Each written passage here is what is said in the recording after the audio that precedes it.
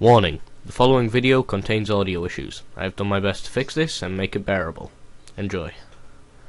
What's going on, guys? So we're joined by McKenna of Mastertronic. Thank you, Neil, for joining us in this interview. So, first on, what is the purpose of Mastertronic being? Well, this is obviously a consumer show, so we're here to showcase to the public primarily. We have 5 or 6 days of showing this show. So we just want to get a message out. They're at different stages. Some of them are out there already, like the Chaos Entry. We have Dream, which is on early access. We have Monsters Maps, which is in green light. So various things at various stages. We just want to raise awareness, really get the games in front of people. It's also a very good way for those games which are, for example, in early access or still being developed.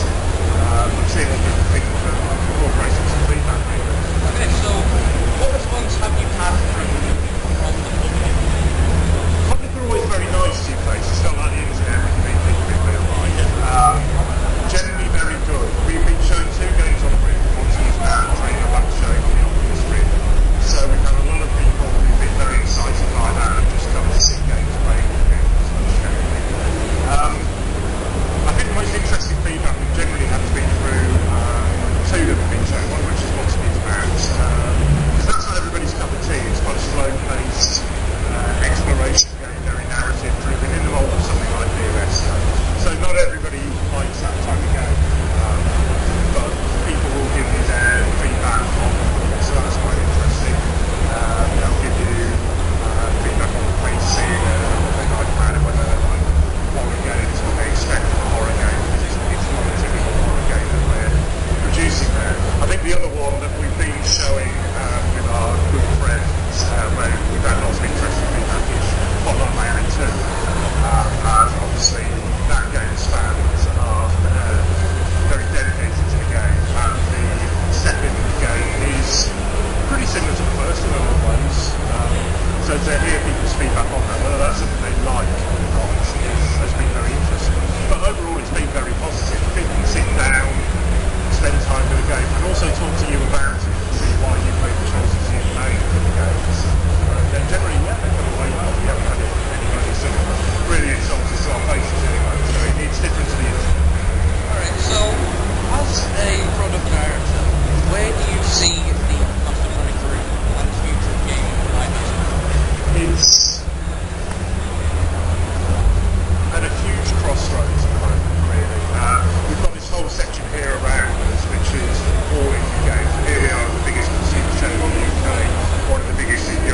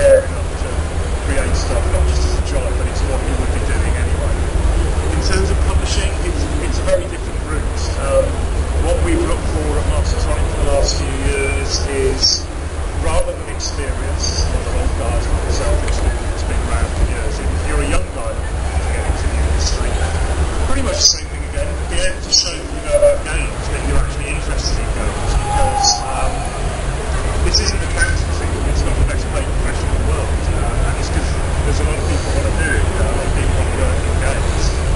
You've got to be able to show that you care about games. You can actually talk about games, not just cards and paper and stuff like that. But you actually know a wide range of games. It depends what you're going for in the industry. But we look for a lot of quite old-fashioned stuff at the same time. An ability to be able to talk well, an ability to be able to write well, things like that, to communicate well with clients.